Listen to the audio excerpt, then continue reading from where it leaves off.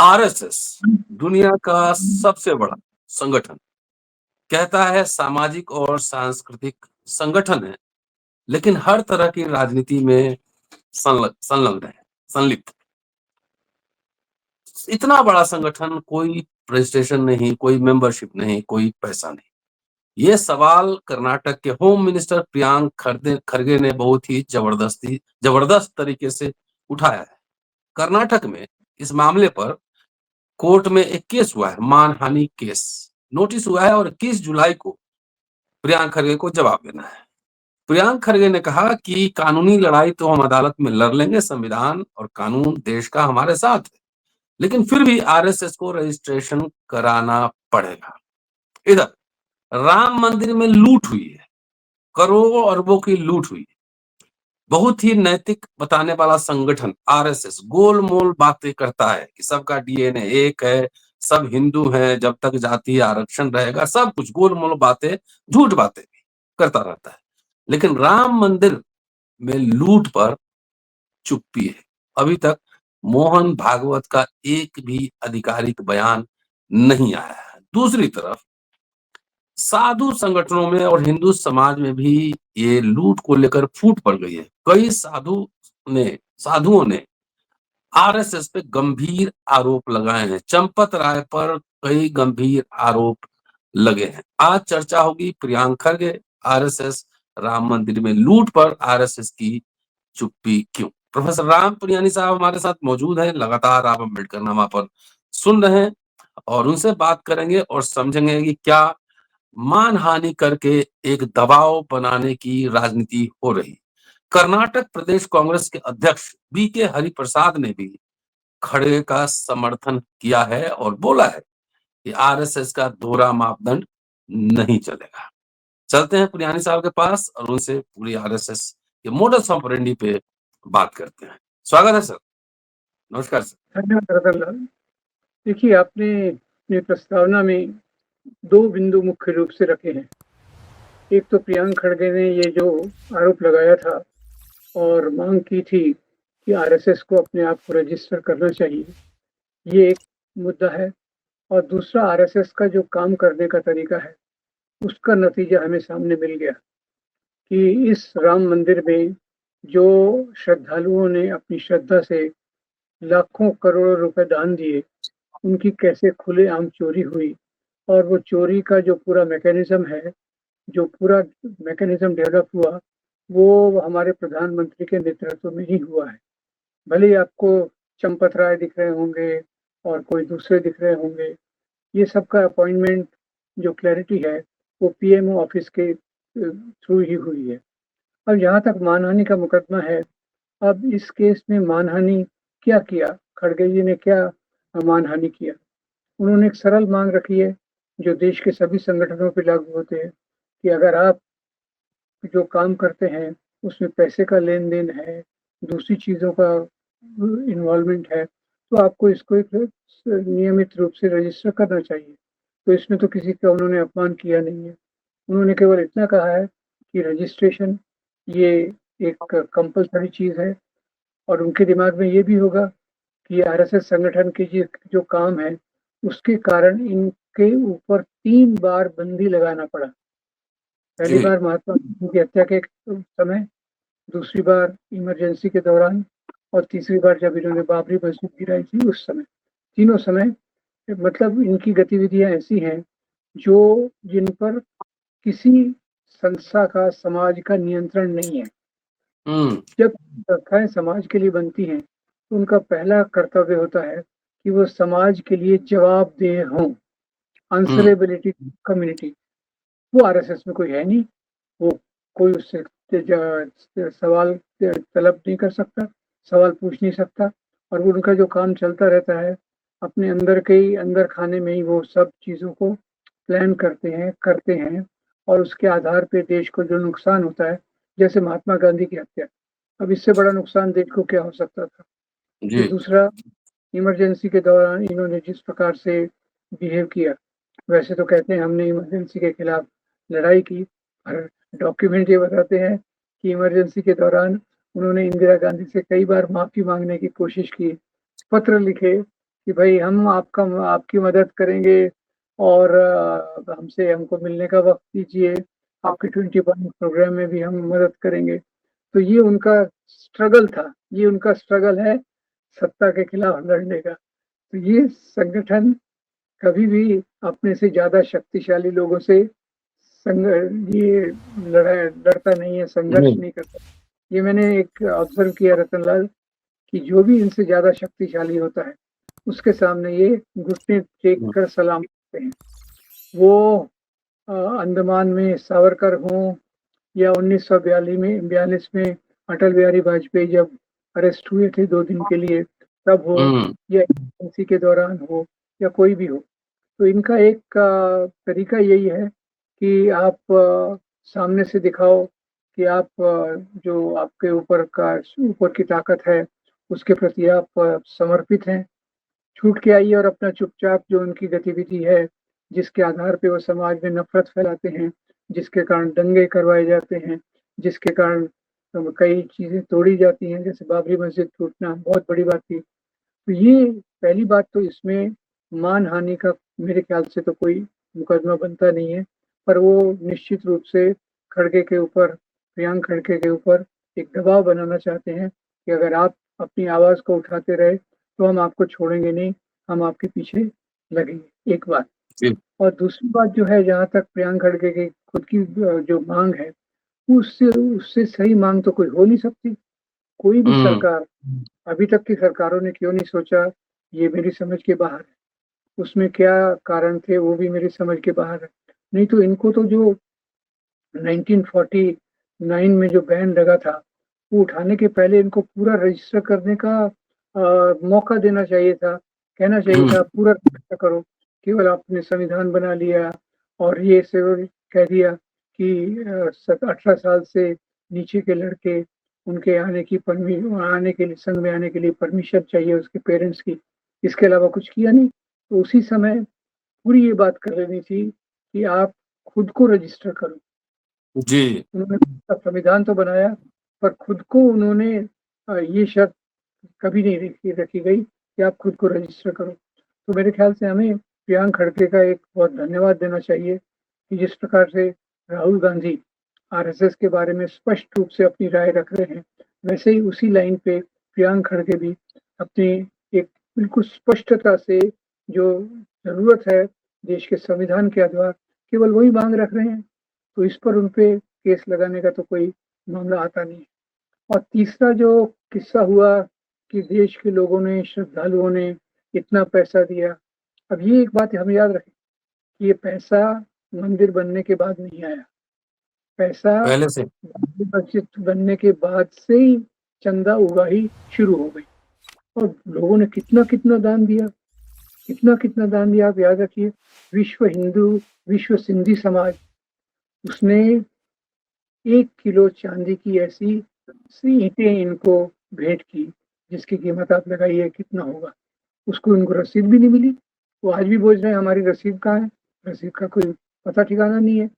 तो दूसरी बात ये क्या हुई कि इसके सर्वा जो बाबरी मस्जिद का मामला है और उसके बाद खास तौर से मंदिर बनने के मामले से पूरे सर्वा एक ही व्यक्ति हैं। वो वो हमारे धर्म के भी मुखिया वही हैं, राज्य के भी मुखिया वही हैं, एडमिनिस्ट्रेशन के भी मुखिया वही हैं। यानी उनके इशारों पे ही पूरी बात लगी। वैसे उनको बड़ी आदत है हर चीज़ की क्रेडिट लेने की। कहीं कोई रोड का एक्सटेंशन हो गया, तो बराबर उद्घाटन करने जाएँगे, क्रेडिट लेंगे कि ये रोड मेरे कारण बना है, ये पुल मेरे कारण बना है। भले ही 2 साल बाद वो पुल 2 साल या 2 महीने बाद वो पुल टूट जाए। पर क्रेडिट लेते समय वो लेते हैं, पर वो दूसरी तरफ वो जब डिस्क्रेडिट हो, तो उसका आरोप अपने ऊपर नहीं लगाते, वो आरोप नीचे लगता है। अभी राम मंदिर की चोरी में भी देखिए, जिन 8 लोगों को गिरफ्तार किया है, वो कोई वहाँ पैसा काउंट करने वाला था, कोई पैसा जमा करने वाला था। ये तो कोई मुख्य बात नहीं है, मुख्य बात ये थी कि ट्रस्ट का निर्माण किसके इशारे पे हुआ, ट्रस्ट में कौन लोग रखे गए जो प्रधानमंत्री के विश्वासु थे और उन्होंने अपने आपस में कैसे ड्यूटीज बांधी, एसबीआई के साथ कैसे समझौता किया और उसमें कैसे उन्होंने जगह बना ली खुद को पैसा वसूल करने की। अब वहाँ जो कैमरे लगे हैं, कैमरे भी बताते हैं कि करीब 40 बार उसमें से चोरी हुई है और टोटल जो एसआईटी या जहाँ से भी आंकड़े आए हैं, करीब 2 से 3 हज़ार करोड़, याद रखिए 2 से 3 हज़ार करोड़ क्या अमाउंट होता है, वो अमाउंट इन्होंने पूरा साइफन ऑफ कर लिया। इसमें ये बात का भी है, ये आरएसएस जो सभी जगह लिप्त है, उसका कोई रजिस्ट्रेशन नहीं है, इसलिए वो अपनी मर्ज़ी से जो चाहें, उनको कोई जवाबदेही है नहीं। तो ये तीसरे मामले में भी मुख्य रूप से ये देखा जाना चाहिए। और रतन लाल, मैं एक और बात ऐड करना चाहता हूँ जी। कि ये धर्म के नाम की राजनीति करने वाले हैं। धर्म के नाम की राजनीति करने वालों को धर्म से कोई लेना-देना नहीं होता। आप पहले के राजाओं को देखिए, हिंदू राजा हो, मुसलमान राजा हो, उन्होंने भी मंदिर तोड़े और मंदिरों में से संपत्ति चोरी की। राजा हर्षदेव हो या अपने महमूद गजनवी हो, सभी ने इस प्रकार से संपत्ति तोड़ी, पर उनका उद्देश्य समाज को विभाजित करना नहीं था। जबकि आरएसएस की स्कीम में देखिए, उन्होंने पुराने इतिहास की बातों को गलत प्रोपेगेंडा किया कि जैसे गजनी के बारे में बोला, ये मुसलमान राजा हिंदुओं के मंदिर तोड़ते थे। अब ये सच तो है, और इसका दूसरा सच जो है वो नहीं बताया कि हिंदू राजा भी मंदिर तोड़ते थे। नहीं बताया कि मुसलमान राजाओं ने हिंदू मंदिरों को दान भी दिया। तो उस एक झूठ को लेकर उन्होंने प्रोपेगेंडा चलाते रहे 100 साल तक। हम सोए रहे, वो प्रोपेगेंडा चलाते रहे कि बाबर ने आके यहाँ मंदिर तोड़, ये भगवान राम के जन्म स्थान का मंदिर तोड़ा। और कोर्ट भी हमारा ऐसा है कि वो भी प्रभाव में आ गया और उसने कहा कि राम मंदिर, ये बाबरी मस्जिद को तोड़ना एक अपराध था। पर जजमेंट में उसी अपराधी को वो जमीन दे दी गई जो उसने अत्याचार किया था। यानी कोर्ट ने माना कि बाबरी मस्जिद को तोड़ना अपराध था, पर आखिर में फैसले में क्या कर दिया, जमीन उन्हीं को दे दी जिन्होंने तोड़ा था। तो ये देखिए इनका तरीका। तो इनके आरएसएस की राजनीति को अगर देखें तो इसका पहला आधार प्रोपेगेंडा, लोगों में उन्माद भरना, उस उन्माद के आधार पे मस्जिद को तोड़ना, उसी उन्माद के आधार पे मंदिर को बनाना और उसी तरीके को लेके मंदिर को लूटना। तो आप देखिए इनके तौर तरीके कैसे हैं। एक प्रोपेगेंडा से एक बात चालू हुई और आखिर में वो यहाँ तक ले आए कि उन्होंने मस्जिद को भी तोड़ी और मंदिर को बनाया। और मंदिर एक बात बड़ी मजेदार लगती है, इनकी कंस्ट्रक्शन की क्वालिटी। पुल बनता है 2 हफ्ते, 1 महीने में, 3 महीने में टूट जाता है। जिम्मेदारी किसी की नहीं। राम मंदिर में भी बारिश में पानी टपकने लगा था। वो उसका मैं ऐसा सोचता हूँ कि वो बकेट इंडस्ट्री को प्रमोट करना था, इसीलिए वो वैसा बनाया। नहीं तो देखिए इतना आप करोड़ों रुपए खर्चा कर रहे हैं और फिर वहाँ आपको नीली बकेट पड़ रही है पानी को जमा करने के लिए। खैर, तो ये हमारा जो गौरवपूर्ण तथाकथित जगत गुरु कहलाने वाले और पूरा ज्ञान से भरपूर, आदि ज्ञान से भरपूर आरएसएस जो संगठन है, ये इसके काम करने का तरीका है। तो निरा तौर से धर्म के आवरण में राजनीति करना, धर्म के आवरण में आके मंदिर को लूटना, मंदिर से चंदा चोरी करना, ये उनका पूरा तरीका स्पष्ट रूप से दिख रहा है। जो धर्म को मानते हैं वो इस प्रकार से नफरत की बातें करते ही नहीं है। इनकी नफरत के सिवा कुछ है नहीं। नफरत एक तो दूसरे धर्म के लोगों के लिए और एक अपने धर्म के अंदर जो कमजोर तबके हैं, दलित, आदिवासी, उनके लिए नफरत। तो ये धर्म का पालन नहीं है। मैं कहूँगा उन्हीं के ये पूरा अधर्म चल रहा है, जिसके आधार पे वो अपनी संपत्ति की वृद्धि। सर, ये कह रहे हैं भागवत कि हम सरकार से पैसा नहीं लेते हैं और इसलिए रजिस्ट्रेशन की बात नहीं है, लेकिन जेड प्लस सिक्योरिटी मिला हुआ है भागवत को। और जहाँ-जहाँ प्रोग्राम्स होते हैं, पूरा प्रशासन की मशीनरी लगती है, टैक्स पेयर का पैसा उस पर लगता है। तो अकाउंटेबिलिटी तो चाहिए, दूसरे से तो कागज़ माँग रहे हैं, मुसलमानों से कागज़ माँग रहे हैं, एसआईआर के थ्रू कागज़ देख रहे हैं। तो इनका कागज़ भी तो लोगों के सामने आना चाहिए, क्या है ये? ये दोहरा मापदंड नहीं है? इनका कागज़ रहता है, ये जो प्रार्थनाएँ करते हैं और जो कानाफूसी के माध्यम से नफ़रत फैलाते हैं, ये उनका कागज़ है। बाकी आपको कुछ देने वाले हैं नहीं। जब तक इनका वर्चस्व है, वो अपनी बात को चलाते रहेंगे और साम, दाम, दंड, भेद जो इनकी नैतिकता है, ये नैतिकता का पूरा विरोध है। जब आप कहते हैं साम, दाम, दंड, भेद हम किसी भी रास्ते से ये करेंगे, उसके खिलाफ गांधी क्या कहते थे कि मेरा तरीका ही मेरा उद्देश्य है। हुँ, मुझे कुछ हुँ, करना तो सही तरीके से मैं करूँगा। तो गांधी इसीलिए तो गांधी को इन्होंने मारा कि भाई वो सच्चे रास्ते पे चल के सच्चे उद्देश्य को लेके जा रहा है और इधर ये कोई भी रास्ता हो, हमको अपना लक्ष्य प्राप्त करना है, संपत्ति प्राप्त करना है, सत्ता प्राप्त करना है, तो ये कंट्रास्ट यहाँ भी दिख जाता है और समझ भी आ जाता है। ये मंदिर की चोरी से और समझ गया मैं कि भाई महात्मा गांधी को मारना इनके लिए ज़रूरी क्यों था? तो हुँ। इसलिए महात्मा गांधी जो आपके रास्ते की शुद्धता, रास्ते की सत्यता के आधार पे चलते थे। जबकि इनका है कोई भी रास्ता हो, साम, दाम, दंड, भेद, उसको किसी को कौटिल्य कह देते हैं, किसी को चाणक्य कह देते हैं कि भाई ये सब संभाल लेंगे। क्या ये राष्ट्रीय मुद्दा बनेगा? अभी तो कर्नाटक में हलचल है, दिग्विजय सिंह ने भी समर्थन किया है, दिग्विजय सिंह भी लगातार बोलते रहे हैं आरएसएस पर। बीके हरिप्रसाद ने समर्थन किया है, राहुल गांधी खुद बोल रहे हैं कि असली लड़ाई आरएसएस से है क्योंकि बीजेपी की वैचारिकी वहीं से आता है। मैं राहुल गांधी से इस बात पर पूरी तौर से सहमत हूँ। राहुल गांधी ने अपनी उँगली बराबर सही जगह पे रखी है। केवल बीजेपी का मुकाबला करके कुछ नहीं होगा। इसकी जो जड़ें हैं वो आरएसएस में है और समाज में जो पूरी जड़ें फैलाई, नफ़रत की जड़ें, वो इन्होंने ही फैलाई हैं। तो उसी के आधार पे बीजेपी आगे बढ़ी है। यानी इनके कंधों पे खड़े रहकर बीजेपी सत्ता पे आई है। तो जी, जी। जो माना गया है, यही देश के लिए वास्तविक खतरा यही है।